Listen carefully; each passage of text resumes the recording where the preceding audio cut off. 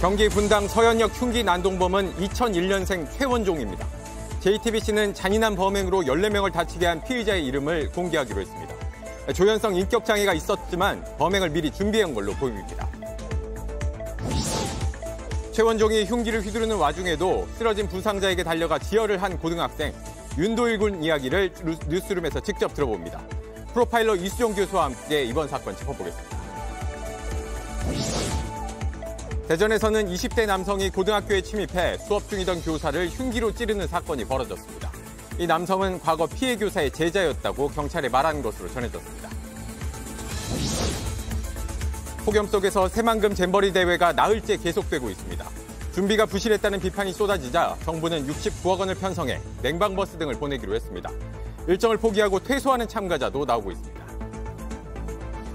저희 아이가 지금 온열 증상이 심해서 과호흡이 와서 쓰러지는 바람에 활동을 하지 못하고 퇴소를 준비하게 되었어요. 시청자 여러분, JTBC 뉴스룸을 시작하겠습니다. 오늘 뉴스룸은 어제 흉기 난동 사건이 벌어진 분당 서현역 현장에서 진행합니다. 신림역 사건 13일 만에 또다시 이곳에서 무고한 시민 14명이 크게 다치는 무차별적인 범죄가 벌어졌습니다. 지금도 이곳을 오가는 분들이 많이 보이는데 이렇게 퇴근 시간대 일상적으로 오가던 곳에서 눈 깜짝할 사이 끔찍한 범죄가 벌어진 탓에 시민들의 불안은 더 클 수밖에 없습니다. 여기에 더해 모방 범죄를 예고하는 글이 잇따라 올라오고 실제 강남 고속버스 터미널에선 흉기를 들고 다니던 남성이 경찰에 붙잡히기도 했습니다. 오늘 뉴스룸은 이곳 현장에서 우리 사회를 별안간 불안과 공포로 몰아넣은 이 사건들에 주목해 보겠습니다. 먼저 이번 사건을 저지른 피의자의 신상을 전해드립니다. 이름은 최원종, 2001년생 22살입니다. 아직 경찰이 신상 공개 여부를 결정하지 않았지만 저희 뉴스룸은 국민의 알 권리, 또 범죄 예방 효과를 고려해 공개하기로 했습니다. 먼저 수사 속보부터 전합니다. 경찰 조사 결과 최원종은 범행 하루 전날에도 흉기를 들고 이곳 서현역을 찾았던 걸로 드러났습니다. 이 소식부터 이승환 기자가 보도합니다. 경찰은 어제 체포 직후 1차 조사에 이어 오늘 낮부터 지금까지 2차 조사를 계속하고 있습니다. 최원종은 스토킹 집단이 있는데 그들을 살해해 그 존재를 알리려 했다고 진술했습니다. 망상이 범행으로 이어졌다는 주장입니다. 하지만 경찰은 여러 가능성을 열어두고 수사하고 있습니다. 사건 전날 흉기를 사고 범행 장소에 간 사실도 확인됐습니다. 동기를 파악하기 위해 휴대전화 2대와 컴퓨터 1대를 압수해 검색 기록과 게시글 내용을 살피고 있습니다.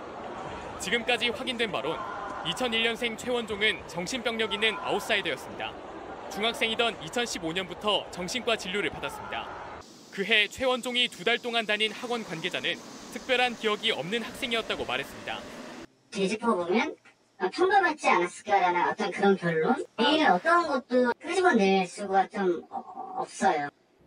그만큼 주변과 교류가 없고 고립돼 있었습니다. 조용했지만 수학 문제를 잘 푸는 아이였습니다. 그래서 그런 부분이 놀랍기도 하고. 고등학교는 1년을 못 다니고 대인 기피증으로 그만뒀습니다. 자퇴 뒤인 지난 2020년 조현성 인격장애 진단을 받았습니다. 고립과 단절이 특징인 정신장애입니다. 하지만 어제 흉기 난동을 벌일 때까지 제대로 된 치료는 받지 않았습니다. 경찰은 지금까지 조사한 내용을 토대로 오늘 밤 최원종에 대한 구속영장을 신청할 예정입니다. JTBC 이승환입니다. 어제 최원종이 차로 시민들을 덮치고 건물 안으로 들어와 흉기를 휘두르며 14명을 해치기까지 걸린 시간은 불과 10분입니다. 이 짧은 10분 만에 평소와 다를 바 없던 평온한 저녁 시간이 어떻게 악몽으로 변했는지 계속해서 조소희 기자가 보도합니다. 오후 5시 55분 인도로 사람을 노린 자동차가 덮쳤습니다. 피해자 최 씨가 운전한 차량은 이곳에서 사람 5명을 쳤습니다. 퇴근 시간이라 이곳에 많은 사람들이 몰려 있었습니다. 사람을 친 뒤 최 씨는 멈추지 않고 시속 80km의 빠른 속도로 달려갔습니다. 5시 56분 사람을 충돌한 뒤 후진한 자동차는 서현역 쇼핑몰 앞까지 190m를 달립니다. 최 씨가 운전한 차량은 빠른 속도로 이곳을 크게 돌아 연석을 부딪히고 나서야 멈췄습니다. 차량이 움직이지 못하자 미리 준비한 흉기 2자루를 들고 내렸습니다. 퇴근 시간 버스 정류장에는 많은 시민들이 있었지만 바로 직전 최 씨의 사고 장면을 목격한 시민들이 많았기 때문에 피신한 상태였습니다. 최 씨는 이곳에서 운전석에서 내려 서현역에 있는 쇼핑몰로 들어갔습니다. 지상에서 들어가면 바로 쇼핑몰 2층. 여기서 무차별 흉기를 휘두르기 시작했습니다.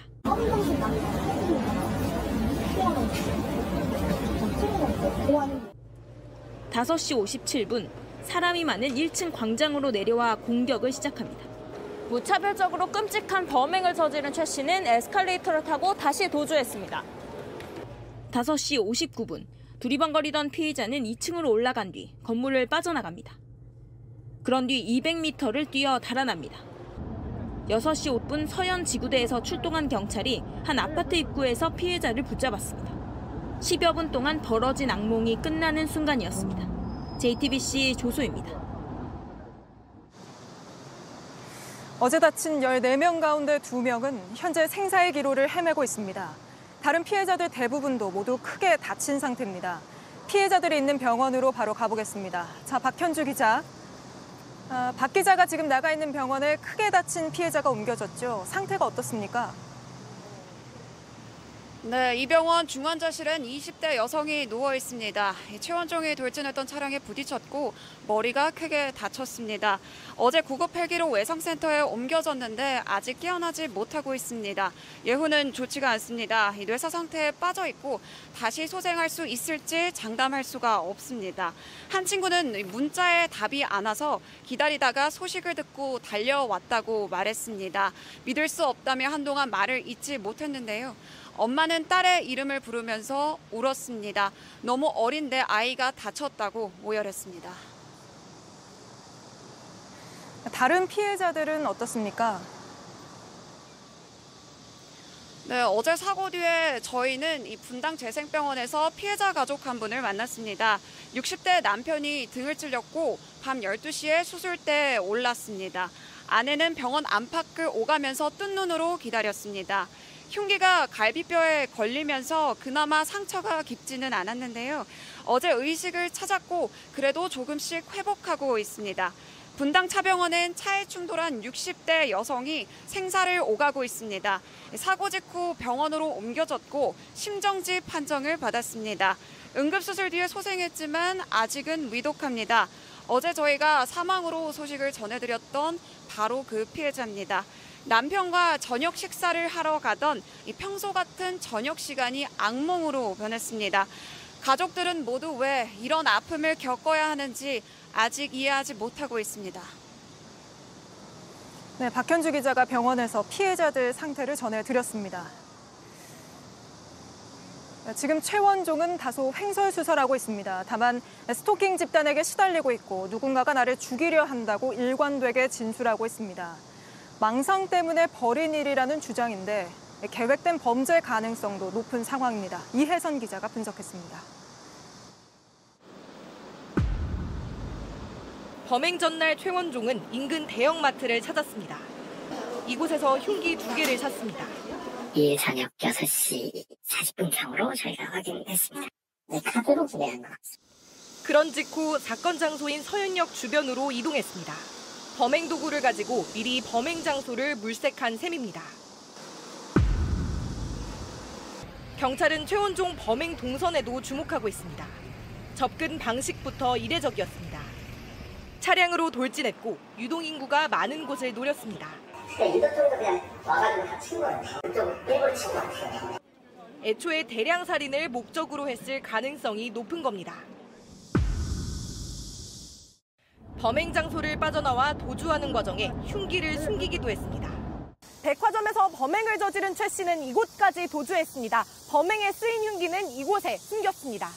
사람들이 범인이라고 말씀해 주셔가지고 경찰관들이 바로 제압하시고 현실과 망상을 구별하지 못했다고 주장하기엔 준비와 실행, 은리까지 계획 범죄 여지가 많은 상황입니다. JTBC 이혜선입니다. 딱 2주 전 서울 신림동에선 조선이 젊은 남성들을 흉기로 공격했습니다. 어제 최원종의 범행이 이 사건을 모방한 거 아니냐는 분석도 있었는데 들여다보면 다른 점이 있습니다. 조선이든 최원종이든 이런 공격성을 미리 발견하고 막아내려면 먼저 분석이 필요할 텐데 최규진 기자가 전해드립니다. 신림역 부근에 나타난 피의자 조선이 노린 건 또래 남성들이었습니다. 달려든 첫 목표물 20대 남성입니다. 찌르고 누른 뒤 다음 재상을 찾습니다. 골목을 달리면서 마주친 노인과 여성은 무시하고 젊은 남성이 보이자 곧바로 공격합니다. 서현역 근처 백화점에 나타난 최원종의 양상은 또 달랐습니다. 여성을 쫓아가다 놓치면 바로 옆 남성에게 달려듭니다. 피해자 성별은 남성 4명에 여성 5명, 연령대는 20대에서 60대까지였습니다. 목표를 정하지 않았고 불특정 누구든 공격할 생각이었던 겁니다. 범행 동기서부터 미세한 차이가 있습니다. 신림동 피의자 조선은 또래 남성들에게 열등감을 느꼈다고 했습니다. 자기보다 우월한 남성들에 대한 공격을 통해서 자신의 어떤 불만을 표출하려고 하지 않았을까라고. 피해 망상 증상을 주장하는 최원종은 아직 명확한 범행 동기를 규정하기 어렵습니다. 다만 전문가들은 사람을 죽여 관심을 끌고 싶었다고 한 진술에 주목하고 있습니다. 분열성 성격장애가 있는 최 씨는 극도로 고립된 생활을 했고 대인 기피증으로 고등학교도 자퇴했습니다.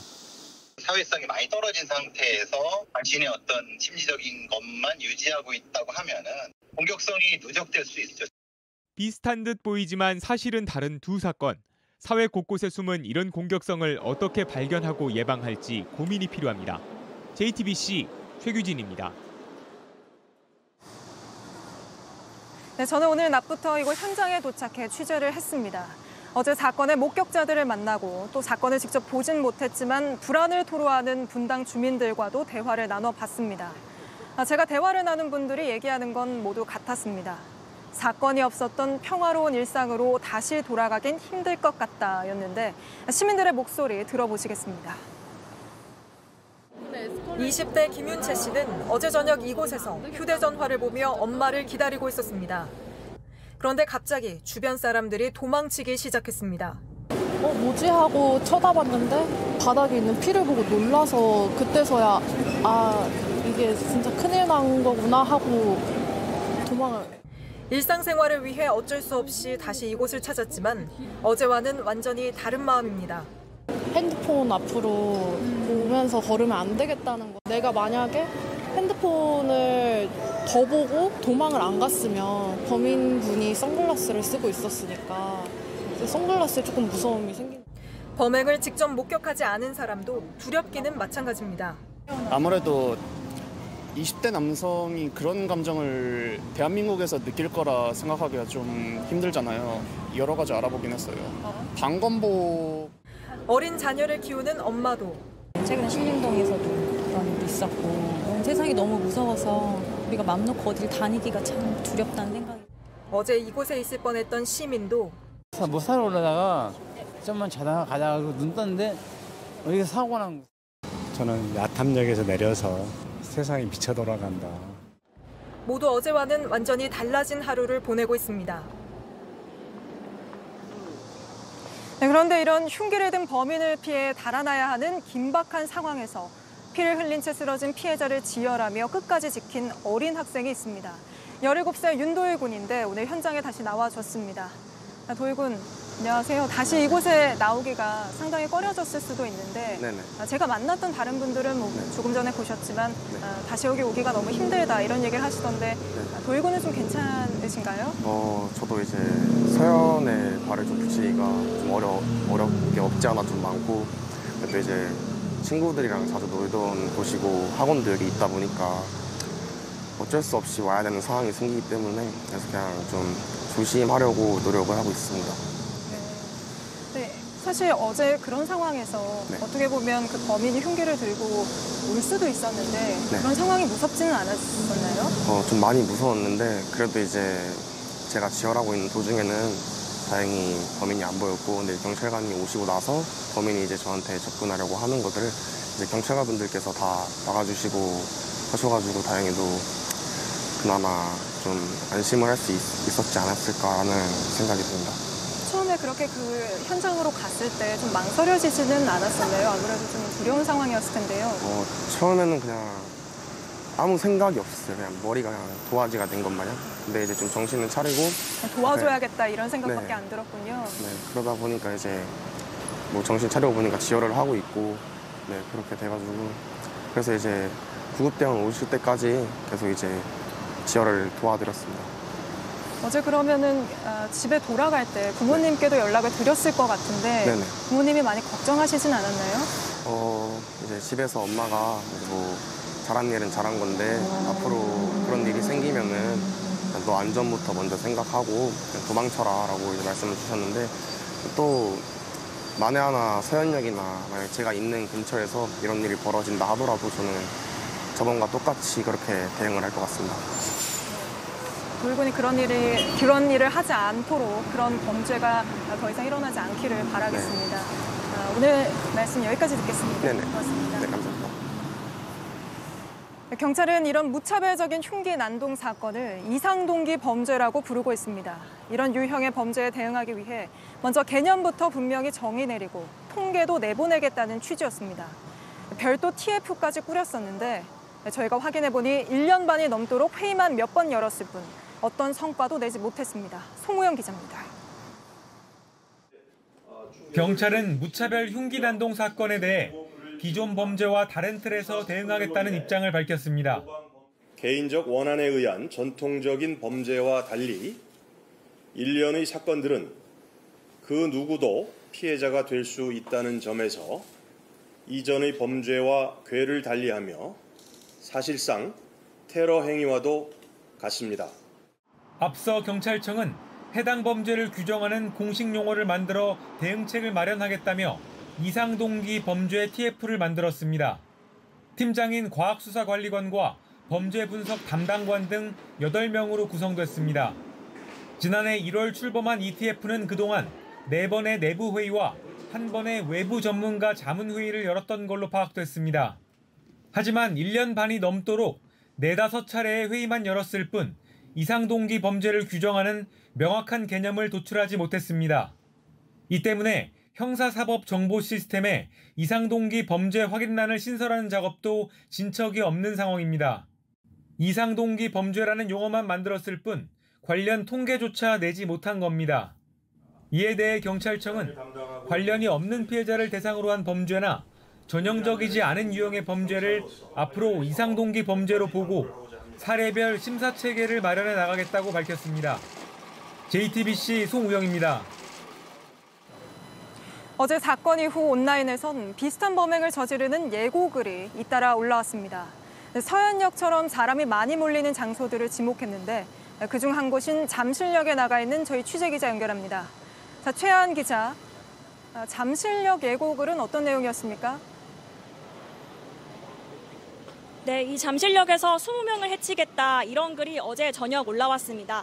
이곳도 이 지하철역에서 광역 환승센터로 이어지고 이렇게 서현역처럼 대형 쇼핑몰과도 연결돼 있어 사람들이 많이 지나는 곳입니다. 이런 범행 예고글이 하루 새 15건 넘게 올라왔습니다. 강남역, 경기 오리역, 부산 서면 등이 범행 장소로 지목됐고요. 이 대치동 유명 학원 학생들을 대상으로 한 범죄 예고글이 올라오기도 했습니다.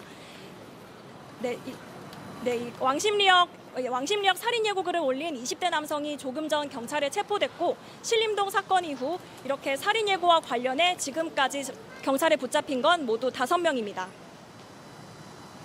네, 그러면 시민들도 많이 불안해하고 있을 것 같은데요. 어땠습니까? 네, 마음 놓고 다니기 어렵다는 목소리가 많았습니다. 직접 들어보시죠.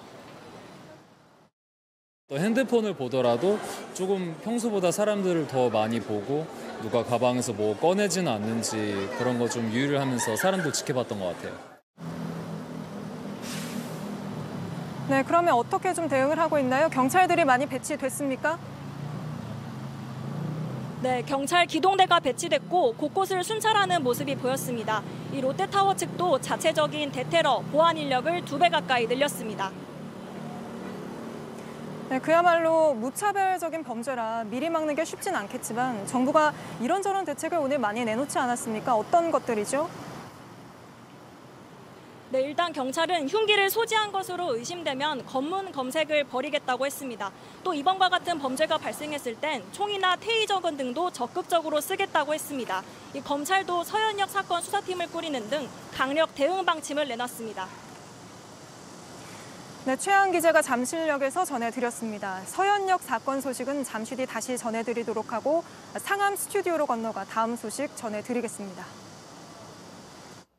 네, 이어서 다음 소식도 흉기 사건입니다. 대전에서는 20대 남성이 고등학교에 침입해 교사를 흉기로 찌르는 사건이 벌어졌습니다. 경찰에 붙잡힌 이 남성은 과거 피해 교사의 제자였던 것으로 알려졌습니다. 임예은 기자 보도 보시고 현장으로 가보겠습니다. 한 남성이 급하게 뛰어갑니다. 대전의 한 고등학교 앞 골목길입니다. 이어 구급차와 소방차, 경찰차가 잇따라 학교 앞에 출동했습니다. 오늘 오전 10시쯤 20대 남성 A씨가 학교 2층 교무실에서 40대 후반 교사를 흉기로 수차례 찌르고 달아났습니다. A씨는 피해 교사가 수업 중이란 얘기를 듣고 기다리다가 수업을 끝내고 나온 교사를 쫓아가 범행을 저질렀습니다. 이후 학교를 빠져나와 도주하던 A씨는 낮 12시 20분쯤 학교에서 8km 정도 떨어진 한 아파트 인근에서 경찰에 붙잡혔습니다. A씨는 주거지에서 옷을 갈아입고 흉기를 가방에 숨겨 도망가던 중이었습니다. 준비하고 있던 흉기로 피해자 고등학교 현직 교사의 복부 등을 수에 찌르고 도주한 사안입니다. 묻지마 범죄가 아닌 것으로 확인되었으며 피의자 언동으로는요 사제지간으로 표현을 하고 있습니다. 경찰은 A씨가 교사의 이름을 부르는 등 다른 학교에서 만난 관계로 보이지만 정확한 건 파악 중에 있다고 했습니다. 또 A씨가 수업 중인 학교에 아무런 제지 없이 어떻게 들어갔는지에 대해서도 조사하고 있다고 밝혔습니다. 꿈나무 시키미 분께서 학생으로 오인했다고 하시더라고요. 그 시간대쯤이면 지각해서 오는 학생들이 많아서 마스크도 쓰고 이렇게 해서 학생으로 오인을 했대요. 경찰은 A씨에 대해 살인미수 등 혐의로 구속영장을 신청하기로 했습니다.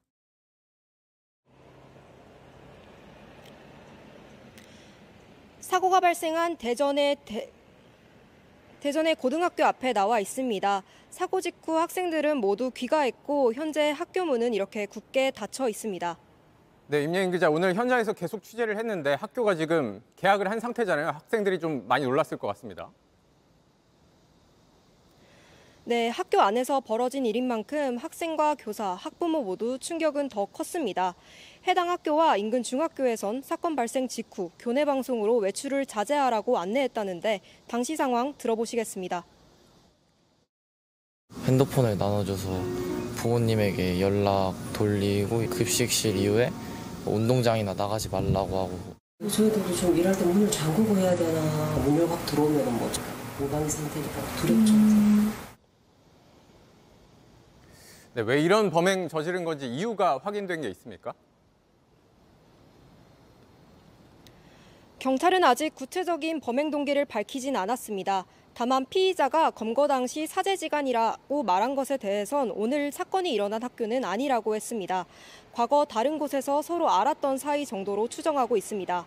또 피의자가 피해망상 증세를 호소한 걸로 알려졌는데 이 역시 정확한 경위를 확인하고 있다고 했습니다.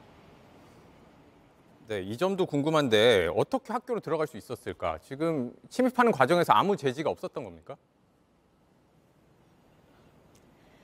이 학교는 방학을 끝내고 전날 개학한 상황이었습니다. 정문을 통과하기 위해서는 신분증을 보여주거나 신원 확인 절차를 거쳐야 하는데요.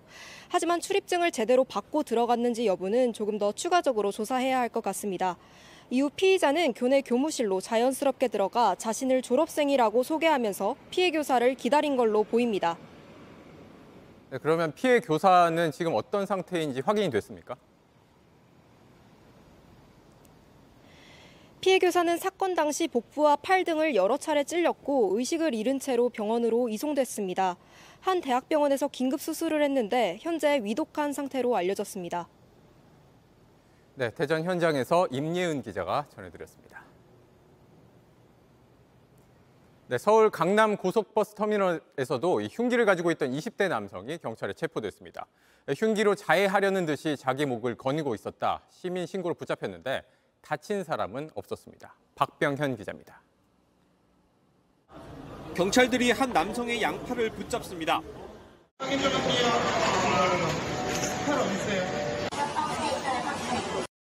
통조림 상자를 열어보니 흉기 2자루가 나옵니다.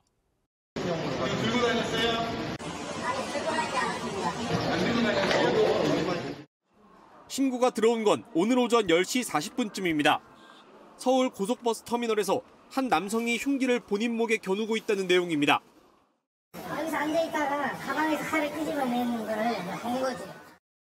경찰은 곧바로 출동했고 특수협박 혐의로 20대 남성을 체포했습니다. 경찰분들께서 남성분을 이제 덮쳐갖고 잡고 계셨고요. 그렇게 길진 않았고요. 5분 안쪽이었던 것 같아요. 체포 영상이 온라인에 올라오면서 이 남성이 흉기와 별도로 개조한 총을 가지고 있다는 얘기도 나왔지만 장난감 총이었던 것으로 확인됐습니다. 경찰은 이 남성이 흉기를 가지고 다닌 이유 등을 조사하고 있습니다. JTBC 박병현입니다. 35도를 웃도는 폭염 속에서 새만금 잼버리 대회가 계속되고 있습니다. 미숙한 준비와 대처에 불만이 쏟아지고 있는데 결국 캠프를 떠난 학생들도 나왔습니다. 저희가 퇴소 절차를 밟은 학부모를 만나봤는데 아이가 숨도 제대로 못 쉴 정도의 환경인데 어떻게 더 있게 할 수 있냐고 했습니다. 박지영 기자 리포트 보시고 현장으로 가보겠습니다. 한 학부모가 잼버리 행사장 앞에서 기다리고 있습니다. 퇴소하는 아이를 기다리고 있는 겁니다. 저희 아이가 지금 온열 증상이 심해서 과호흡이 와서 쓰러지는 바람에 활동을 하지 못하고 퇴소를 준비하게 되었어요. 취재진이 입수한 메신저 내용입니다. 동료가 바로 앞에서 숨을 헐떡인다고 써 있습니다. 아이들은 힘들어서 집에 갔다며 눈에서 계속 땀이 난다고도 적었습니다. 또 다른 학부모는 아이들이 너무 두려워한다고 털어놨습니다. 제일 문제는 주변에 그렇게 맞고 급하게 막 과호흡이 와서 쓰러지는 친구들을 바로 옆에서 봤잖아요. 지금 아이들은 그게 좀 더 많이 충격이에요. 아이들이 생명의 위협까지 느낀다고 했습니다. 너무 무섭다고. 나도 저러면 어떡하지 엄마? 나 죽는 거 아니야? 결국 카톡이 오니까. 내부 상황을 알면 이럴 수밖에 없다고도 했습니다. 말이 안 나오죠. 저희 아이들은 안 씻겠다고 선언을 했어요. 실제로 취재진이 확보한 샤워실 영상엔 진흙탕이 뒤섞여 있었습니다. 소셜미디어엔 이런 상황이 어떻게 즐거울 수만 있겠냐라는 학부모들의 의견도 계속 올라오고 있습니다. 네, 박지영 기자, 많은 분들이 지적을 하는 게 뭐 이런 상황 예상을 할 수 있었고 대비를 했어야 했다는 거잖아요. 네, 맞습니다. 바로 직전 코로나19 이전인 지난 2019년 미국에서는 그때에도 한여름에 잼버리가 열렸습니다. 당시에도 온열 질환자가 많이 나와서 좀 걱정이 컸었는데요. 또 2015년 일본에서는 이곳 새만금 현장과 유사한 환경인 간척지에서 잼버리가 열렸습니다. 당시에도 더위 문제가 심각했습니다. 저희가 확인을 좀 해보니까 이 잼버리 측에서도 2021년 정도부터 야영 활동을 할 때에는 이 더위를 조심하라라는 경고를 계속 보내기도 했었습니다. 잘 대비를 했었어야 하지만 한 발 늦었다고 볼 수 있는 겁니다. 네, 그러니까 왜 하필 이렇게 더울 때 하냐는 건데 좀 시기를 미룰 수는 없었던 겁니까? 네, 그래서 더 문제가 되는 겁니다. 지난해 국감에서도 일부 의원들이 우려를 표하기도 했었고요. 또 시민단체들도 계속 경고를 했습니다. 지난해에는 이 한국 스카우트 연맹에서 행사를 조금 미룰 수 없겠냐라는 의견을 내기도 했는데 세계 스카우트 연맹 측에서 종합적으로 검토를 해봤을 때 문제가 없다고 판단했다고 밝혔습니다. 네, 늦긴 했습니다만 대책들이 나오고는 있습니다. 현장에서 봤을 때 뭐가 가장 문제고 부족하다고 보여집니까? 제가 이틀 정도 이 현장을 좀 돌아다녀 보니까 가장 시급해 보이는 것은 바로 화장실과 샤워실 그리고 쓰레기와 같은 위생 문제들입니다. 이 주최 측은 청소 인력을 540명 정도로 늘리겠다고 했는데요. 원래는 70명 정도였습니다. 4만 명이 넘는 인원을 70명으로 관리하겠다고 한 것 자체도 문제입니다. 또 의료진과 냉방시설도 더 확충하겠다고 했지만 이곳에 워낙 사람이 많기 때문에 얼마나 도움이 될지는 조금 더 지켜봐야 할 것 같습니다. 지금까지 새만금 잼버리 현장에서 JTBC 박지영입니다. 네, 잼버리 행사가 끝나는 다음 주말까지도 폭염은 계속됩니다. 특히 동해안은 요즘 밤낮으로 더위가 기승을 부리고 있는데 강릉 경포 해변에 저희 취재 기자가 나가 있습니다. 자, 강나영 기자, 해가 지기는 했는데 여전히 덥죠? 제가 나와 있는 경포해변은 밤 8시가 지나면서 바람이 간간히 불기 시작했지만 여전히 덥고 습합니다. 그래도 집보단 낫다면서 더위를 식혀보기 위해서 주민들과 피서객들로 북적이고 있는데요. 바다에서 수영을 즐기거나 모래사장에서 휴식을 취하는 모습 제 뒤로 보실 수 있을 겁니다. 강릉에서는 지난 이틀 연속 밤 최저기온이 30도를 웃도는 초열대야 현상이 나타났습니다. 10년 만인데요. 지금 기온도 31도 정도라서 오늘 밤에도 초열대야 현상이 이어질 것으로 보입니다. 네, 낮에도 무척 더웠는데 몇 도까지 올랐습니까? 오늘 강릉의 낮 최고 기온 37.3도였습니다. 어제 38.4도까지 올라가면서 올여름 전국 최고 기온을 기록했는데 오늘도 여전히 더웠습니다. 시민들 이야기 직접 들어보시겠습니다. 진짜 많이 더워서 낮에는 거의 활동을 잘 못하고 기본 7시는 넘어가야지 좀 나와서 살만한 것 같아요. 네, 더위가 언제까지 이어질까요? 다음 주에도 계속 덥습니다. 일단 주말에는 서울 낮 최고 기온이 35도, 대전과 광주는 36도, 강릉은 37도까지 올라가고요. 햇볕이 너무 세기 때문에 자외선이 굉장히 강합니다. 바깥에 몇십 분만 있어도 화상을 입을 수 있는 만큼 각별히 주의하셔야겠습니다. 네, 경포 해변에서 강나현 기자가 전해드렸습니다. 네, 이번에는 스스로 목숨을 끊은 서희초등학교 교사 관련 소식입니다. JTBC는 숨진 교사가 생전에 썼던 업무 수첩 일부를 유가족의 동의를 받아 공개합니다. 학급 붕괴를 걱정하거나 아이가 뭘 하든 그냥 놔둬야 하냐 이런 하소연의 말이 적혀 있었습니다. 유가족은 여전히 밝혀야 할 의혹이 많다고 했습니다. 먼저 박소연 기자입니다. 서희초 A 교사는 업무 수첩에 학급에서 발생한 일들을 꼼꼼히 기록해놨습니다. 학기 초부터 특정 학생들의 문제 행동을 적어놨습니다. 그러면서 어떻게 해야 잘 지도할 수 있는지 고민한 흔적도 남겼습니다. 학급 붕괴를 막기 위해 해야 할 일들도 썼습니다.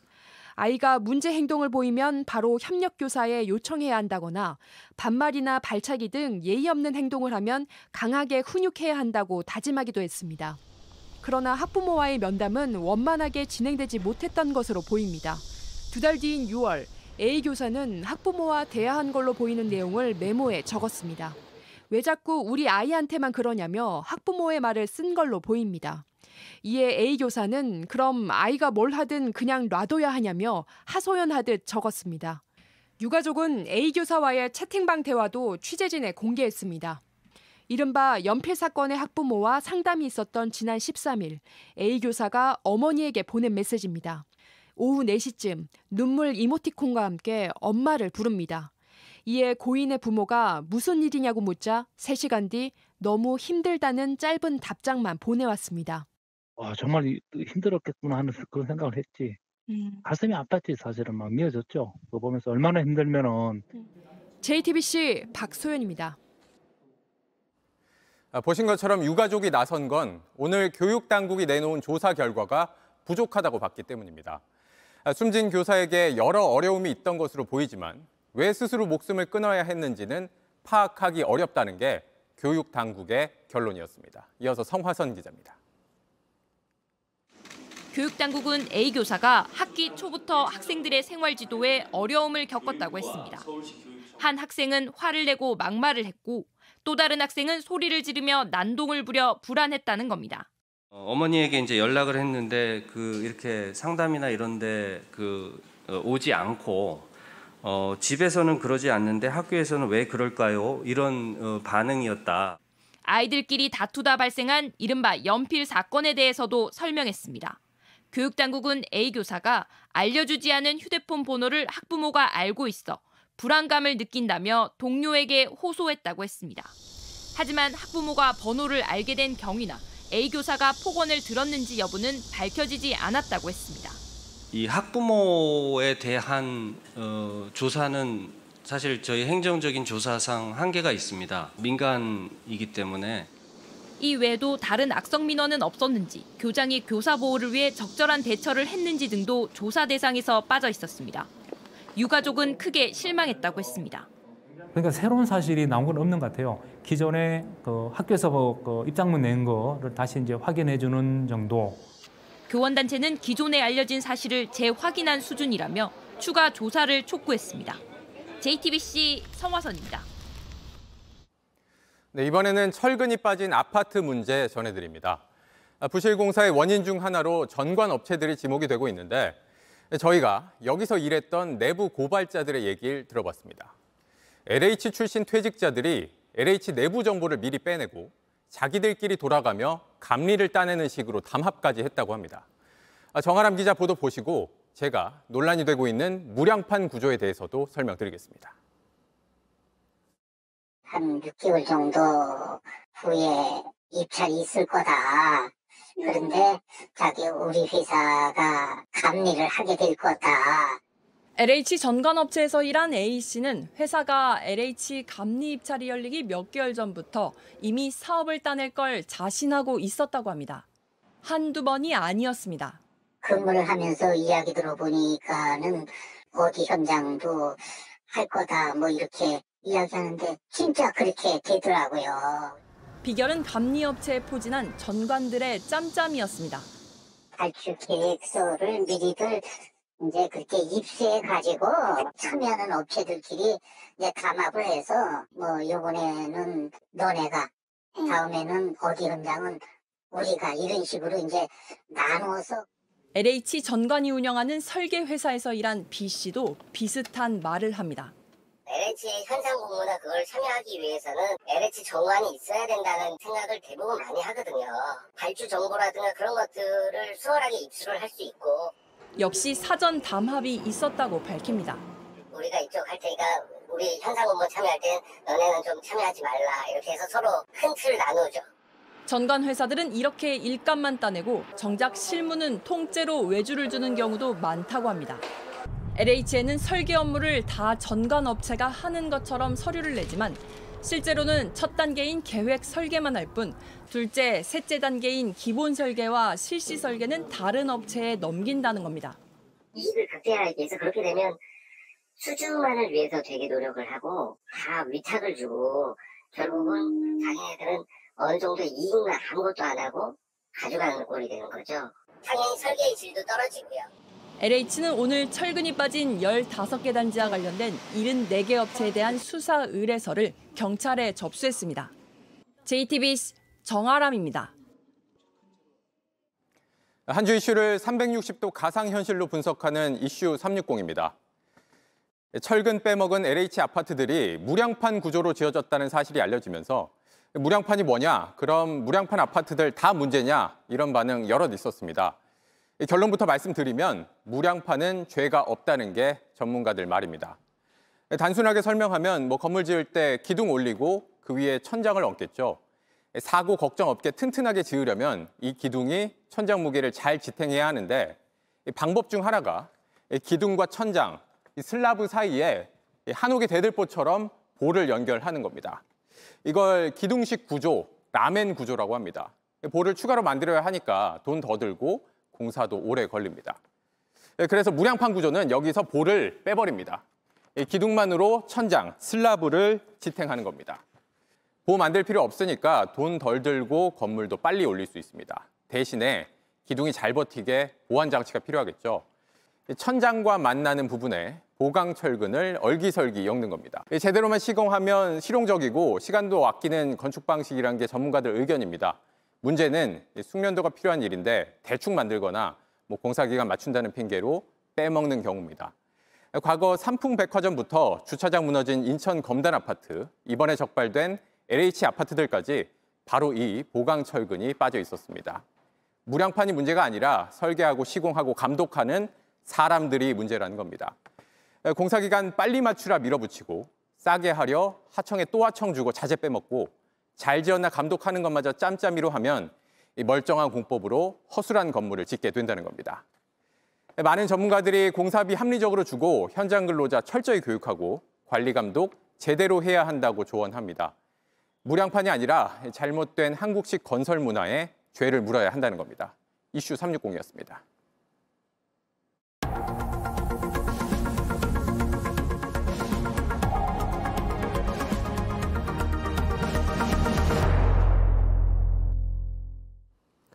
네, 우리나라가 일본보다 방사능 물질인 삼중수소를 더 많이 배출하고 있다.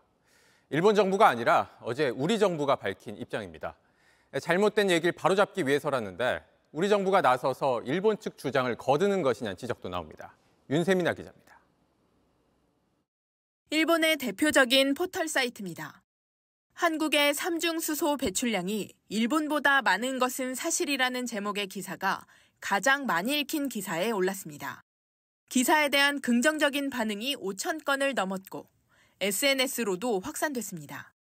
그런데 이 기사는 우리 정부의 브리핑을 전한 한국발 뉴스입니다.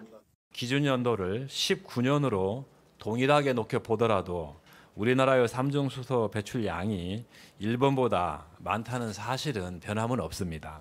정부는 지난달 오염수 괴담을 바로잡겠다며 내놓은 자료집에서도 같은 주장을 실었습니다. 일본 정부도 그동안 후쿠시마 오염수의 안전성에 문제가 없다면서 삼중수소량이 한국보다 더 적다고 주장했습니다.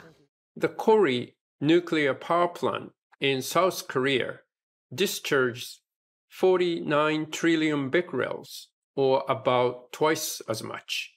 결국 우리 정부가 일본과 비슷한 주장을 펼치자 일본 여론이 호응한 게 아니냐는 분석입니다. 하지만 일본 내에서조차 일반 원전과 사고가 난 후쿠시마 원전을 같이 비교하는 건 문제가 있다고 비판한 바 있습니다. 또 정부가 내놓은 수치도 측정 연도가 달라 정확한 비교에 한계가 있다는 주장도 나옵니다. JTBC 윤세민입니다. 지난 4월 한 민간인이 정보 요원을 사칭해 군부대에 들어가 사단장을 만난 일이 있었습니다.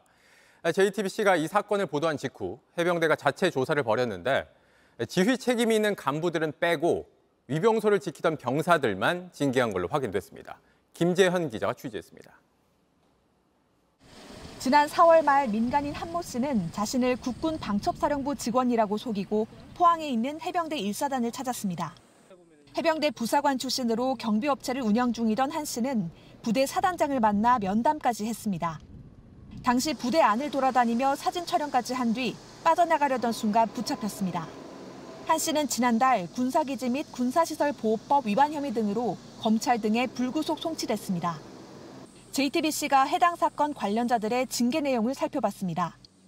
해병대 1사단장은 당시 부대 위병소를 지켰던 병사 2명에게 감봉 3개월과 근신 5일의 징계 처분을 내렸습니다. 경계 근무에 소홀했다는 이유입니다. 하지만 간부들 중에 정식 징계를 받은 사람은 없었습니다. 다만 지휘 책임이 있던 장교 2명과 사진 촬영을 제지하지 못한 부사관 1명에겐 서면으로 경고나 주의를 주는 데 그쳤습니다. 한 씨를 면담했던 사단장도 상급 부대로부터 별다른 징계를 받지 않았습니다. 이 부대는 최근 수해 현장에 구명조끼도 입지 않고 투입됐다 순직한 고 최수근 상병이 근무했던 곳입니다. JTBC 김재현입니다. 이른바 대장동 50억 클럽 의혹을 받는 박영수 전 특별검사가 어젯밤 구속됐습니다. 박 전 특검은 대장동 일당에게 금품을 요구한 뒤 실제 현금 3억 원을 받고 딸을 통해서도 11억 원을 받은 혐의입니다. 또 사기 행각을 벌인 가짜 수산업자 김모 씨로부터 포르쉐 차량 등을 받은 혐의로도 재판을 받고 있습니다. 중국 정부가 한국인 마약 사범에 대해 사형을 집행했다고 외교부가 밝혔습니다. 중국이 우리 국민에 대해 사형을 집행한 건 9년 만입니다. 백민경 기자입니다. 외교부는 오늘 중국 광둥성에서 한국인 A씨에 대한 사형이 집행됐다고 밝혔습니다. A씨는 중국 내에서 여러 차례 마약을 판매했고 필로폰 5kg을 소지했다가 붙잡힌 걸로 알려졌습니다.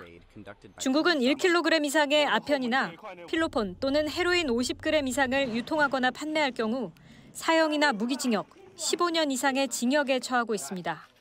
A씨는 2014년 체포된 뒤 1, 2심에서 모두 사형을 선고받았고 2021년 최고인민법원에서 사형이 최종 확정된 걸로 전해졌습니다. 외교부는 그동안 인도적 차원에서 사형 집행을 재고하거나 연기해달라고 여러 차례 요청했다고 밝혔습니다. 중국이 한국인에 대한 사형을 집행한 건 2014년 이후 9년 만입니다. 현재 중국에서 마약 관련 혐의로 형을 살고 있는 한국인은 70여 명으로 알려졌습니다. JTBC 백민경입니다. 다시 현장에서 무차별 흉기 난동 사건 소식 이어가겠습니다. 국민 불안이 커지면서 오늘 여당과 정부가 긴급 당정회의를 열었습니다. 유동인구가 많은 주요 거점엔 경찰을 상시 배치하는 방안을 추진하고 사실상 폐지된 사형제를 대신할 가석방 없는 종신형을 도입하는 걸 검토하겠다고 했습니다. 배양진 기자입니다. 무차별 흉기 난동은 서울신림역과 분당 서현역 등 유동인구가 몰리는 곳에서 벌어졌습니다. 모방범죄를 예고하는 글들도 전국의 번화가를 겨냥했습니다. 여당과 경찰이 오늘 긴급 대책회의를 열고 신림역 등 전국 250여 곳의 주요 거점에 단순 순찰을 넘어 경찰을 상시 배치하는 방안을 추진하겠다고 밝혔습니다. 백화점, 지하철역 등 이동 인구 분석을 기초로 한 주요 지점에 대한 거점 선점 배치를 병행함으로써 국민의 안전을 도모해 나가겠다는. 또 흉기를 소지하는 등 범죄 사전 징후를 미리 파악하기 위해 지자체 CCTV 관제센터와 연계하고 이를 발견하면 경찰이 적극적으로 물리력을 행사하도록 지원하겠다는 대책도 내놨습니다. 불안을 유발하는 모방범죄 예고글은 적극적으로 범인을 찾아내 검거하겠다고도 했습니다. 당정은 사실상 폐지된 사형제를 대신해 형법에 가석방 없는 종신형을 새로 만드는 방안도 검토하고 있습니다. 법무부는 도입을 추진할 예정이라며 의지를 밝혔고 여당도 필요하다는 의견이 많았다며 힘을 실었습니다. 다만 법조계 일각에선 종신형 제도가 도입되더라도 범죄 예방 효과가 크지 않을 수 있다는 지적도 나오고 있습니다. 여당은 공청회와 토론회 등을 통해 전문가와 관련 부처 의견을 수렴하겠다고 밝혔습니다. JTBC 배양진입니다. 전 세계 주요 언론들도 이번 사건을 비중 있게 보도했습니다. 치안이 좋은 나라로 알려진 한국에서 일반 시민을 상대로 무차별 범행이 발생했다는 데 주목했습니다. 이도성 기자입니다. 해외 주요 언론들도 경기도 분당 서현역 근처에서 벌어진 무차별 흉기 난동 사건을 상세히 보도했습니다. 특히 2주 전에도 유사한 사건이 벌어진 점을 조명했습니다. 미국 CNN은 며칠 전 서울에서도 흉기 난동으로 여러 명의 사상자가 났는데 범죄율이 낮은 한국에서 드문 일이라고 전했습니다.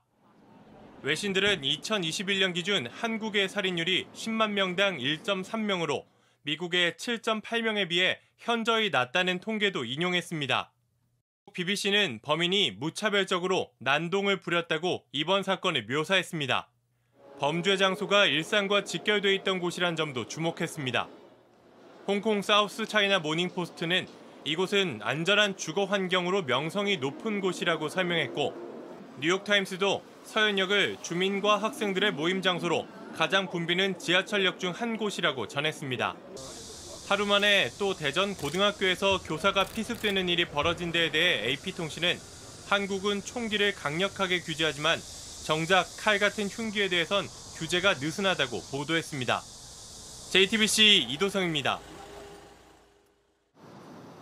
이렇게 규제하기도 힘든 흉기 난동이 잇따르자 스스로를 지키기 위해 호신용품을 찾는 시민들이 많아졌습니다. 포털 사이트 쇼핑 검색 순위 1위부터 4위까지가 호신용품이었을 정도인데 후추 스프레이부터 3단봉, 방검복까지 주문량이 한 달 전보다 5배나 늘었다고 합니다. 정희훈 기자입니다. 한 호신용품 판매업체 사무실입니다. 남은 물량이 별로 없습니다. 재고 요거 남은 거예요, 이거. 장담 못해요. 제조업체들도 지금 다 전화를 안 받아요. 400장, 500장 이렇게 나간 것 같아요. 직원들이 다 점심도 못 먹고 일을 할 정도로. 지난달과 비교하면 주문량이 5배가량 늘었다고 합니다. 신림동에서 묻지마 흉기 난동이 벌어진 직후부터입니다. 한 번도 호신용을 사보려고 생각은 안 했었는데 저도 이제 그냥 당할 수가 있잖아요. 그래서 호신용을 사야겠다라는 생각을 했습니다. 그 뉴스를 보고. 오늘 각종 호신용품 판매 사이트에는 출고가 지연되고 있다라는 공지가 올라왔습니다. 포털 사이트의 쇼핑 검색 순위 1위부터 4위는 모두 호신용품이었습니다. 사람들이 가장 많이 찾는다는 후추 스프레이, 3단봉 그리고 방검복입니다. 후추 스프레이는 이렇게 뿌려 상대방의 눈과 호흡기를 따갑게 만들고 3단봉은 이렇게 펼쳐서 상대방을 강하게 내리칠 수 있습니다. 방검복을 입은 부위는 날카로운 물체로부터 보호할 수 있습니다. 방검복은 백화점 등 보안업체에서 대량으로 사는 추세입니다. 전기 충격기를 찾는 사람도 늘었는데 전류가 강한 제품의 경우 관할경찰서에서 소지 허가를 받아야 합니다. JTBC 정희윤입니다. 이런 시민들의 불안을 가짜 뉴스가 더 키우고 있습니다. 오늘 누군가 어디에서 흉기 난동 사건이 일어났다, 칼부름이 났다 이런 거짓 정보를 퍼뜨리는 일이 있었습니다. 경찰은 이런 가짜 뉴스 역시 강력히 대처하겠다고 밝혔습니다. 정인아 기자입니다. 경기도 포천의 버스터미널입니다. 오늘 낮 여기서 누군가 흉기 난동을 벌이고 불을 질렀다는 글이 돌았습니다. 익명 채팅방에서 빠르게 번졌습니다. 최초 접수 시간과 피해자 숫자가 나와 있고 버스 12대가 타버렸다는 내용도 있습니다. 마치 경찰이나 소방이 보낸 것처럼 자세하게 적혀 있습니다. 하지만 포천 시외버스 터미널은 지난 5월 말부터 공사를 하고 있습니다. 사운드 없었고 큰 소리 나는 거 없었고 시골 할머니들 저기 병원에 왔다 들어가시는 분들 몇 분이 없어. 주소조차 틀린 완전한 가짜 뉴스였습니다. 퍼진 글 보니까 내손면이라고 주소가 나와 있던데. 내손면이요? 여기는 신흥동이에요. 시민들은 불안합니다. 주변에 또 이제 부모님도 계시고 그러셔가지고 걱정되는 마음에 부모님 전화도 드려보고 그랬는데 가짜 뉴스라고 해서. 대구에선 PC방에서 칼부림이 났다는 소식이 퍼졌습니다. 한 손님이 말다툼을 벌이다 직원을 찌르고 도망쳤다는 겁니다. 역시 가짜 뉴스입니다. 경찰은 강경 대응을 예고했습니다. 근거 없는 가짜 뉴스에 대해서도 예외 없이 강력히 대처하겠습니다. 잇따른 흉기 난동의 살인 예고 그리고 가짜 뉴스까지 일상 속 시민들의 두려움이 커지고 있습니다. JTBC 정인아입니다. 신림역 사건의 충격이 채 가시기도 전에 또 끔찍한 사건이 벌어지면서 지금 이 상황을 어떻게 봐야 하는지 혼란스럽습니다. 전문가와 이야기 나눠보죠. 이수정 경기대 범죄심리학과 교수가 제 옆에 나와 있습니다. 교수님, 현장까지 나오셔서 고맙습니다. 네, 안녕하세요. 먼저 네. 이 질문부터 드리고 싶은데요. 피해자 최원종이 범행 하루 전날에 마트에서 흉기를 사서 바로 이 서현역에 왔는데 무서워서 범행을 저지르지 않았다. 이렇게 진술한 걸로 조사가 됐습니다. 이런 부분들은 사실 계획범죄 정황으로 볼 수 있는 거 아닌가요?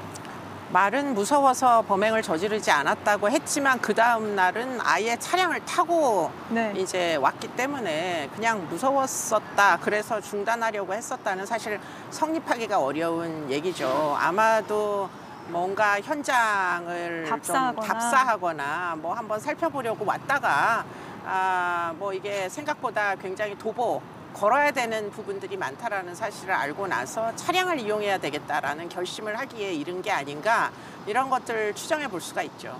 그럼 이 부분은 계획범죄로 경찰이 좀 보고 있을 가능성이 높겠네요. 네, 지금 이 사건은 계획을 하지 않고는 벌어지기가 어려운 동선입니다. 동선 자체가. 네. 차량으로 먼저 뭐 일부 시민들을 충격을 주고 그리고는 흉기를 들고 내려서 흉기 난동이 벌어진 거라 아마 사전에 미리 어떻게 움직여야 될 거다라는 걸 알고 있었던 것 같아요.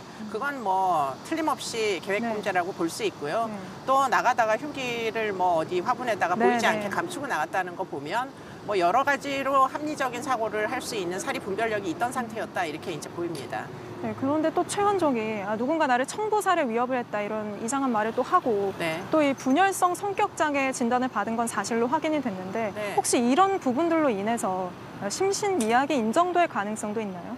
초기에 이제 터무니없는 얘기를 했던 건 아마도 뭔가 이제 정신질환을 조금 더 확대해서 좀 보여주고 싶었다 이런 생각은 해볼 수가 있는데요. 그런데 고등학교를 중단하면서 받았던 정신 감정에 분열성 성격 장애라고 되어 있는 부분은 조현병이 아니란 얘기가 되는 겁니다. 그렇기 때문에 일반적으로 심신미약이 내려지려면 조현병이어야 지금 그게 여러 가지 사리 분별력이 없다, 뭐 의사 결정 능력이 없다 이런 판단으로 갈 수가 있는데 지금 성격 장애로는 지금 책임을 조각시키기가 어렵습니다.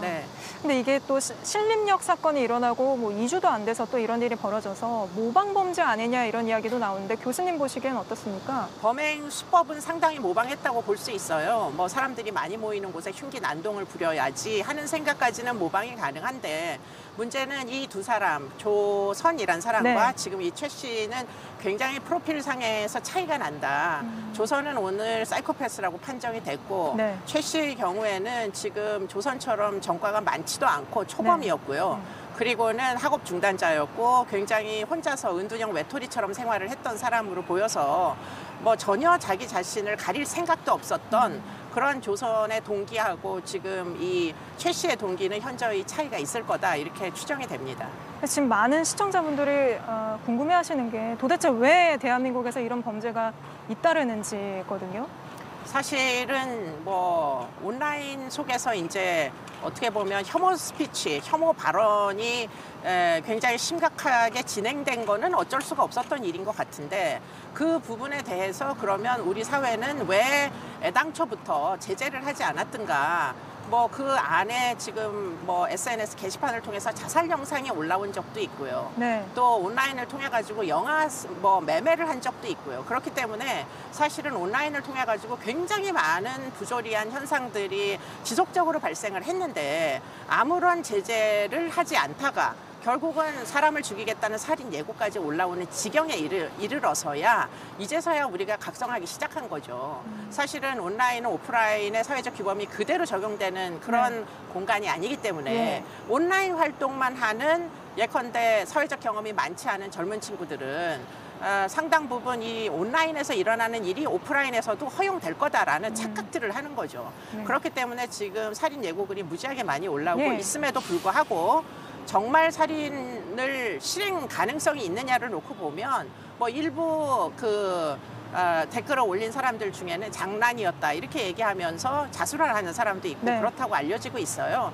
그 얘기는 무슨 얘기냐면 자기네들이 온라인으로 허용되는 행위가 아주 심각한 불법이라는 걸 모르는 사람도 여전히 있다는 거기 때문에 이런 부분에서 이번 참에 이 살인 예고글 등등을 좀 엄벌하면서 이게 여전히 우리나라의 사회적 규범은 매우 타이트하게 운영되고 있다는 걸 좀 보여줄 필요가 있습니다. 네, 그리고 마지막으로 하나 여쭤보고 싶은데 최은종 같은 경우에는 전과가 없는 걸로 알려졌잖아요. 근데 우리 사회는 이제까지는 이런 범죄 전력이 있는 사람들을 잘 관리하는 방식으로 범죄 예방을 해왔는데 이렇게 전과가 없는 사람이 저지르는 이런 범죄는 어떻게 예방할 수 있을까요? 그러니까 소위 이제 은둔형 외톨이였던 걸로 추정이 되고요. 그런 경우에는 일본에서는 히키코모리라고 해서 히키코모리를 예방하기 위한 사회적인 서비스를 제공하기 시작했습니다. 왜냐하면 전 수상까지 살해되다 보니까 지금 이렇게 사회화의 범위 바깥에 있는 비사회화된 청소년기부터 시작된 젊은 친구들에게 여전히 사회적 규범을 알려줄 필요가 있다 하여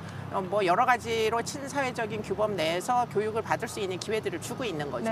지금 이런 부분은 우리나라도 지금 최 씨처럼 학업 중단이 되는 청소년들에게 학교를 그만뒀다고 하여 교육이 불필요한 건 아니기 때문에 미리미리 예방을 하면 조금 더 뭐 여러 가지로 나아질 가능성은 있다고 보입니다. 네, 알겠습니다. 교수님 말씀 여기까지 일단 듣고요. 저희가 뉴스룸이 끝난 뒤 바로 이어지는 유튜브 방송에서 교수님과 좀 더 이번 사건을 분석해 보겠습니다. 다시 상암 스튜디오 연결합니다. 스포츠 뉴스입니다. 늦었지만 김연아가 소치올림픽 금메달을 가져갈 수 있을까요? 소트니코바의 도핑 발언 이후 대한체육회가 IOC에 사실상 재조사를 요구했습니다. 저희가 그 서한을 입수했습니다. 홍지용 기자가 취재했습니다. 2014년 도핑 검사 당시 문제가 있었다는 고백으로 피겨계에 파문을 만든 러시아의 소트니코바. 의혹이 커지자 도핑 샘플에 긁힌 자국이 있었던 것일 뿐이라며 결백을 주장했습니다. 최근에는 소치올림픽 당시 금메달을 목에 건 자신의 사진 앞에서 활짝 웃는 사진도 공개했습니다.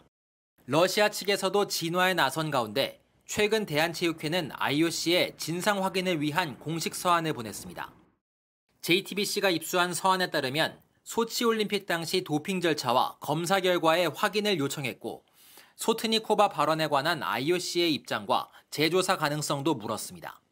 다만 IOC는 이번 의혹에 관한 JTBC의 질문에 당시 도핑 사례가 없어 IOC가 언급할 수 없다는 답을 보내왔습니다. 체육회의 질문에도 소극적으로 대응할 수 있다는 얘기입니다.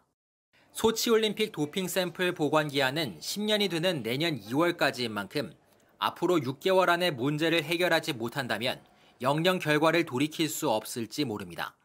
다양한 채널을 통해 가지고 하루빨리 IOC 재조사 입장을 확인할 수 있도록 계속해서 지금 노력할 계획입니다. 만약 소트니코바의 도핑 적발이 올림픽 기간이었던 게 확인되고 재조사 결과 양성 판정을 받게 된다면 김연아는 금메달을 받고 올림픽 2연패를 달성할 수 있습니다. JTBC 홍지용입니다. 지난 월드컵 때 네이마르의 유니폼은 이강인이 가져갔죠. 어제 경기 뒤엔 네이마르 유니폼이 누구에게 갈지 궁금증이 컸습니다. 동포애가 컸던 걸까요? 그 주인공은 브라질 출신 공격수 구스타보가 됐습니다. 구스타보는 경쟁이 치열했다며 신에게 감사하다는 소감도 전했습니다. 전북 현대 문선민도 네이마르의 유니폼을 원했지만 뜻을 이루진 못했다고 합니다. 육상의 꽃이라는 100m, 소말리아의 나스로 아부카르가 출발선에 섰습니다. 그런데 준비가 어설픈 데다 스타트도 느리죠. 1등보다 10초나 느린 21초 81로 공식 기록에서 가장 느린 선수로 남았고요. 마지막엔 이렇게 폴짝 뛰어들어와 육상 선수가 맞는지 의심케 했습니다. 이 선수 발목이 아파서 그랬다. 다음에는 더 잘하겠다 해명했지만 소말리아 육상연맹 회장이 친족으로 드러나면서 게이트로 번졌습니다. 소말리아 정부는 권력을 남용해서 국가의 명예를 실추시킨 혐의로 육상연맹 회장을 기소했습니다.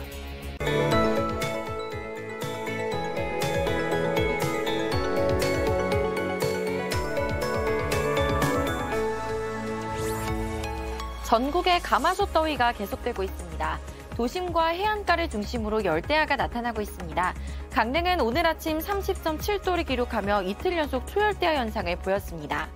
무더위 속 대기가 불안정해지면서 내일도 소나기 구름이 만들어지겠습니다. 예상되는 소나기 양은 강원 남부와 충청, 경남 내륙에 5에서 20mm, 그 밖에 전남과 경북에는 최고 40mm의 소나기가 예상됩니다. 모레까지 달의 인력이 강해 해수면의 높이가 높아지겠고요. 제주 해안가와 남해안, 서해안은 강한 너울성 파도가 밀려오겠습니다. 내일 아침 서울, 전주 26도, 제주, 부산 27도, 강릉은 29도로 오늘만큼 덥겠고요. 낮 기온은 서울 35도, 전주, 창원 36도로 당분간 밤낮 없는 더위는 계속되겠습니다. 모레까지 전국 곳곳에 소나기가 이어지겠고요. 다음 주 초 강원 영동은 비 소식이 있겠습니다. 날씨였습니다. 뉴스룸 오늘은 이곳 서현역에서 인사드리겠습니다. 뉴스룸 끝나고 이어지는 유튜브 방송에선 이번 사건을 이수정 교수와 함께 좀 더 들여다보겠습니다.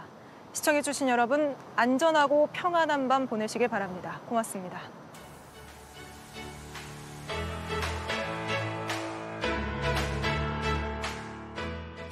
뉴스룸 이후 이어지는 유튜브 방송에선 서현역 흉기난동 사건 피의자 최원종에 대해서 좀 더 들여다보겠습니다. 이수정 경기대 범죄심리학과 교수 옆에 자리하고 계십니다. 네, 교수님, 조금 전에 이어서 좀 더 이야기 나눠보겠습니다. 네. 그런데 이 신림역 사건의 조선 같은 경우에도 펜타닐을 복용했다 이런 얘기를 해서 검사를 해봤더니 거짓으로 드러났잖아요. 이번 사건도 비슷한데 이렇게 진술하는 건 감형을 받고 싶어서 그런 거 아닌가요? 감형을 받을 수 있다는 상식 정도는 이제는 거의 대부분의 사람들이 다 가지고 있기 때문에 그래서 지금 이런 사건이 꼭 아니더라도 심지어는 성범죄 사건에서도 본인의 이제 정신 상태가 문제 있음을 계속 수사 과정 중에 과잉으로 호소를 해서 실제로 감정 결과 별로 형사 책임의 조각 사유가 없다 하여 뭐 차후에 전자 감독을 받거나 이런 경우들이 꽤 많이 발생하고 있어요. 그렇기 때문에 일단은 좀 이 시스템 자체에 대한 이해도가 있는 사람들은 심신미약을 받기 위한 노력들을 하는 걸로 보여서 지금 펜타닐도 그런 목적으로 얘기를 했는지 아니면은 뭔가 이 거짓말의 연장선상에서 이 얘기 저 얘기를 한 건지 그 부분은 사실은 의도는 지금은 정확히는 잘 모르겠어요. 그러나 어쨌든 진실만을 이야기하지는 않는다. 조금이라도 아픈 게 있으면은 좀 더 과장되게 일반적으로 얘기한다. 그것은 거의 수사 과정 중에 주의해야 될 대목으로 보입니다. 사실은 이렇게 얘기를 한다면 자기에게 유리한 식으로 얘기를 한다면 정신질환자라고 보기는 어려울 것 같은데 그러면 제정신에 왜 이런 범죄를 저지르는 건가요? 제정신이라는 것이 사실 OX가 아니거든요. 그렇기 때문에 사람이 정상이냐 비정상이냐는 어떻게 보면 굉장히 이렇게 스펙트럼 상에 있어요. 그렇기 때문에 아주 합리적인 사람도 어느 순간에 어떤 공경이 닥치면은 도저히 합리적으로는 할 수 없는 행위들을 가끔 하죠. 그게 범죄인 것이고. 그렇기 때문에 이제 위기가 얼마나 오느냐, 마지막 순간에 어떤 선택을 하느냐의 문제이기 때문에 그게 꼭 100% 합리적이거나 100% 비합리적인 상태만 존재하는 건 아닙니다. 그렇기 때문에 나름대로 범죄자도 자기에게 최선의 선택을 하는 거예요. 만약에 조선 같은 경우에 자기가 지금 뭔가 개인의 취약성이 사실 있었잖아요. 뭐 또래들에 대하여 사실 자기가 이룰 수 없는 것에 대한 열등감이 있었다면 그것을 이루고자 노력을 할 수도 물론 있었겠죠. 네. 그런데 조선의 경우에는 사실 합법적인 노력을 한 번도 해본 적이 없는 전과 17범이었어요. 네. 그러니까 이제 이번에는 마지막 삼아 좀 더 뭐 엽기적인 범죄를 저지름으로 해가지고 사회에 자신의 존재를 확실히 알리고 싶다 이런 생각을 이제 했다고 보이는데 그렇다 그래서 조선이 그러면 합리적인 사고를 못하는 사람이냐 그게 아니라는 거죠. 범죄자 입장에서 보면 지금 이런 범죄를 저질러서 자기가 얻고자 하는 이득이라는 게 있는데 네. 그 이득은 꼭 우리가 생각할 때 합리적인 것만은 아닐 수 있어요. 그렇죠. 네, 범죄자로서의 명성이랄지 또는 뭐 이번 사건도 최 씨 같은 경우에도 뭔가 경각심을 주고 싶었다라고 얘기를 했었잖아요. 네.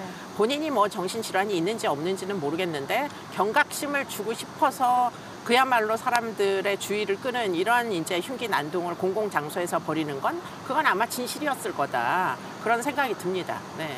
오늘 현장 오셨는데 서현역 와보신 적이 있으세요? 서현역 와본 적 있죠. 네, 이 백화점도 몇 번 와본 적 있어요. 그러면 네. 어제 뉴스 보고 놀라시지 않으셨어요? 굉장히 놀랬죠. 왜냐하면 이 지금 지역은 사실 분당에 있는 사람들이 가장 많이 사용하는 지역이에요. 가장 오래된 지하철역이기도 하고 분당에서는. 그렇기 때문에 굉장히 사람들이 집중적으로 모이는 장소고 누구라도 지금 이 지역을 만약에 목표물로 삼고 싶다 그러면은 사실은 사람들이 언제나 많다는 사실은 염두에 두었을 겁니다. 그렇기 때문에 아마 가장 사람들이 많은 시간대를 택해가지고 지금 가장 빠른 시간대로 지금 붐비는 곳으로 진입할 수 있는 경로를 선택을 한 것 같아요. 그게 차로 차량을 이용해서 사실 입구 쪽으로 이동을 하는 거리를 세이브한 거죠.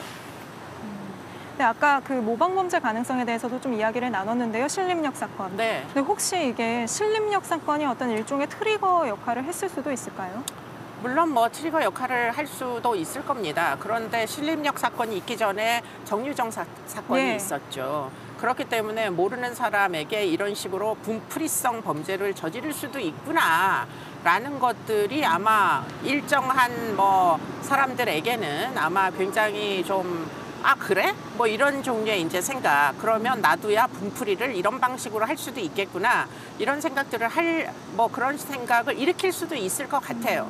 그런데 이제 엄벌을 해야 된다는 이유는 그럼에도 불구하고 우리 사회는 이런 범죄에 대하여 매우 타이트하게 처벌할 수 있는 시스템이 있다는 걸 보여줘야 됩니다. 그렇기 때문에 지금 살인 예고 글을 올리는 사람들에 대해서도 그냥 과거처럼 표현의 자유의 테두리 내에서 뭐 그럴 수도 있겠거니 젊은 사람들이 그냥 장난치는 거겠거니 뭐 그런 이제 허용적인 태도는 이제 더 이상 보이시면 안 돼요. 네. 한번 이렇게 해서 빈틈이 있다는 걸 알게 되면 이게 사실은 우후죽순 온 사회에 감염될 수도 있습니다. 그렇기 때문에 거의 경계선에 와 있다고 보시고 굉장히 엄벌하셔야 되고 온라인에서 이렇게 그야말로 방치하는 포털도 그러면 책임이 있지 아니한가 하는 부분에서도 이제는 좀 고민을 해봐야 될 때는 됐다. 이렇게 반사회적인 글을 예고하고 경고하고 이렇게 해도 손을 쓸 도리가 없잖아요. 자살 영상이 올라와도 그 영상을 내릴 수가 없잖아요. 이건 정말 뭐가 문제가 있어도 한참 있는 거죠. 제가 이 질문을 왜 드렸냐면 신림동 사건 이후에 얼마 안 지나서 또 이런 서현역 사건이 일어났잖아요. 혹시나 이 서현역 사건 이후에 또 이런 비슷한 범죄가 일어나지 않을까 이런 걱정들을 많은 시민분들이 하시거든요. 일어날 수 있습니다. 네. 그런데 문제는 일어날 수 있음을 염두에 두고 대책을 세우는 거 하고 뭐 안 일어날 거다. 이번처럼 이런 사건은 정말 1년에 한 번 일어날까 말까다라는 생각으로 안일하게 댓글도 그냥 내버려 두고 계속 살인 예고 글이 올라오면도 처벌하지 않고 구속도 안 시키고 그런 상태로 우리가 또 다른 사건을 맞이하는 건 커다란 차이가 있겠죠. 그렇죠. 그렇기 때문에 아주 지금 뭐 전례를 뭐 어떻게 보면 범례를 보여줘야 될 사건들이다. 아마도 구속 수사를 하기 시작하면 올렸던 댓글 다 내릴 거예요. 거의 대부분의 사람들은. 그렇기 때문에 아주 어떤 뭐 단호한 대책 이런 것들이 이제는 필요한 시점이 됐다. 이거는 사실 우리나라만의 문제는 아니에요. 미국에서도 총기 난사 돌이킬 수 없게 됐죠. 그렇죠. 그런데 처음에 총기 난사가 일어났던 건 80년대예요. 그때 사실은 그 사건들을 엄중하게 보면서 총기 규제를 만약에 했었으면은 그러면 오늘날 총기 난사가 이렇게까지 심각하게 되지 않았겠죠. 그렇기 때문에 어느 사회나 위기는 옵니다. 네. 그런데 이 공동체의 안전을 공격하는 이 위기를 초기에 어떻게 엄중하게 대응하느냐가 사실은 비슷한 사건이 또 일어나지 않게 하는 그런 뭐 좋은 대책이 될 것이다 이런 생각을 해볼 수 있죠. 방금 총기 난사 사건 얘기했는데 이번 사건을 보면서 저도 그렇고 굉장히 많은 분들이 우리나라가 총기가 들어오지 않는, 그러니까 허용되지 않는, 강력하게 막는 나라에서 참 다행이다. 아니었으면 총기 난사 사건이 일어날 뻔한 거 아니냐 이런 그렇습니다. 얘기가 많았어요. 네, 뭐 가장 위험한 건 총기하고 마약이에요. 예. 그렇기 때문에 이 부분에 대해서는 어떻게 해서든 막아야 되는 것이고 총기 외에도 흉기도 네. 얘기 같은 흉기들 중에 사실은 살상용 얘기를 그대로 마트에서 파는 경우들도 있거든요. 그런 것들은 뭐 규제를 하는 것도 한번 생각해 봄직하다 이런 생각은 할 수 있죠. 네. 그럼 흉기 허가제 이런 얘기를 하시는 거군요. 네, 뭐 흉기 허가까지는 모르겠고요. 어쨌든 네. 예, 얘기에 대한 좀 예. 주의는 필요하다고 보입니다. 네. 그리고 이번 일을 계기로 굉장히 정치권에서 많은 대책을 내놨는데요. 효과가 좀 있을 거라고 보시나요? 혹시 특히나 그 종신형, 가석방 없는 종신형 같은 경우에 어떤 예방 효과가 있을까요? 그러니까 뭐 어떻게 보면은 지금 그와 같은 이야기를 함으로 해서 엄벌의 의지를 분명하게 보여준다는 차원에서는 뭐 유용한 논의일 수도 있겠으나 그러면 가석방 없는 종신제가 우리나라에 도입될 가능성이 몇 % 정도 되느냐? 저는 그거는 생각보다 그렇게 높지는 않을지도 그런가요? 모르겠다 이런 생각이 들고요. 그보다는 오히려 출소 후에 뭐 전과 17범, 전과 18범 네. 이런 사람들의 난동이 지금 계속되고 있잖아요. 보호수용제, 치료 목적의 보호수용제 등은 사실은 도입할 필요가 있지 않겠느냐. 뭐 보호수용이라는 게 옛날처럼 그렇게 비인간적인 대우를 하라는 얘기가 아니라 본인이 갱생을 입증하면 종료를 시켜주면 되는 겁니다. 수용을 더 이상 안 하게. 그 조선 같은 경우에는 그 범죄 전력이 많긴 하지만 그게 굉장히 과거 일 아니었습니까? 그러니까 사소한 것들을 막 벌려오다가 최근에 성인이 되고 나서 한 3년 정도 공백이 있었던 거죠. 그렇기 때문에 뭐 과거에 그러면 청소년기부터 저질러 온 범죄만으로 만약에 출소 시에 2020년에 아마 묻지마 폭행 같은 걸 했을 거예요. 그때 그러면 엄벌을 하는 게 정당한 일이냐. 저는 상습범의 경우에는 일정한 수준 이상이 되면 엄벌해야 된다고 생각합니다. 과거에도 이런 식으로 흉기 난동 사건이 이렇게 얼마 지나지 않아서 또 일어나고 이런 경우가 있었나요? 제 기억으로는 없는데. 없었습니다. 왜냐하면 과거에는 온라인이 없었죠. 그렇기 때문에 감염되는 효과 같은 게 없었어요. 근데 지금은 온라인에 그냥 매일같이 그 범죄 사건 뉴스에다가 살인 예고글이 시도 때도 없이 올라오기 때문에 그런 것들이 지금 우리 사회에 어떻게 보면은 안전과 연관된, 공공의 안전과 연관된 많은 어떤 환경을 바꾸고 있는 중이다. 예컨대 이니비션이라고 하거든요. 뭐 사법제도에 의해서 지금까지 모두 가라앉혀서 이니비션 시켰던 게 지금 온라인을 통해 가지고 결국은 올라오고. 비제지가 되고 있는 그런 과정이라서 그럼 다시 어떻게 제지를 시킬 수 있는 형사사법제도의 유효성을 국민들에게 확신시키느냐 하는 대목이 지금 굉장히 큰 숙제로 남아있는 거죠. 이번에 살인 예고글이 굉장히 많이 올라오고 있잖아요. 교수님 말씀대로.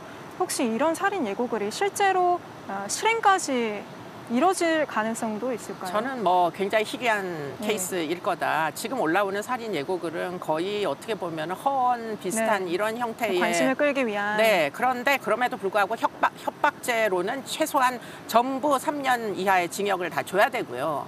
그러나 아주 구체적인 어떤 예고가 되는 경우 뭐 누구를 어디서 어떻게 뭐 몇 명까지 뭐 이러면서 이제 흉기까지 다 보여주면서 뭐 이런 종류의 아주 구체적인 실행 계획까지 있는 범죄에 대해서는 살인 예비죄 10년 이하의 징역입니다. 이건 구속을 즉시 시킬 수가 있어요. 그렇기 때문에 그런 사건에 대해서는 사실 구속을 뭐 여러 건 시키게 되면 아마 그 예고글을 장난으로 올리지는 못하게 되겠죠. 네, 수사가 틀림없이 이루어지고 내가 틀림없이 발각될 수도 있구나 이런 위기감을 주는 게 지금으로서는 매우 필요하다고 보입니다. 지금 여기에 더해서 뭐 오늘 어디에서 뭐 흉기 난동 사건이 일어났다, 어디에서 칼부림이 났다 이런 식으로 가짜 뉴스를 또 퍼뜨리는 사람들이 있거든요. 이건 어떻게 해야 할까요? 가짜 뉴스도 저는 뭐 상당히 위험한 행위고 사람들에게 공포심과 또는 뭐 여러 가지 사회적인 손실을 끼치는 행위이기 때문에 그것도 역시 정보통신망법을 적용을 해서 그것도 1년 징역을 줄 수 있는 범죄예요. 그런 행동은 왜 하는 걸까요? 뭐 아무래도 어텐션을 끌고 싶은 사람들이 있겠죠. 클릭수도 늘어나고 뭐 아무래도 뭐 그렇게 좀 더 부풀리고 좀 더 뭐 20명이 30명 되고 40명 되고 이러면 사람들이 야 이런 이제 일들이 벌어지는구나 이러면은 한 번쯤은 다 궁금증이 생기니까. 근데 사실은 그런 어텐션을 목적으로 하는 그런 비행들이기 때문에 이런 것들도 사실 뭐 누가 올리는지 누가 이런 식으로 터무니없는 허풍을 이제 사람들에게 해코지 하듯이 하는지 이런 것들 수사를 할 필요가 있죠. 네, 알겠습니다. 네. 오늘 말씀 여기까지 듣겠습니다. 이수정 교수였습니다. 고맙습니다. 네, 저는 내일 뉴스룸으로 다시 찾아뵙겠습니다. 오늘 끝까지 시청해주신 여러분 고맙습니다.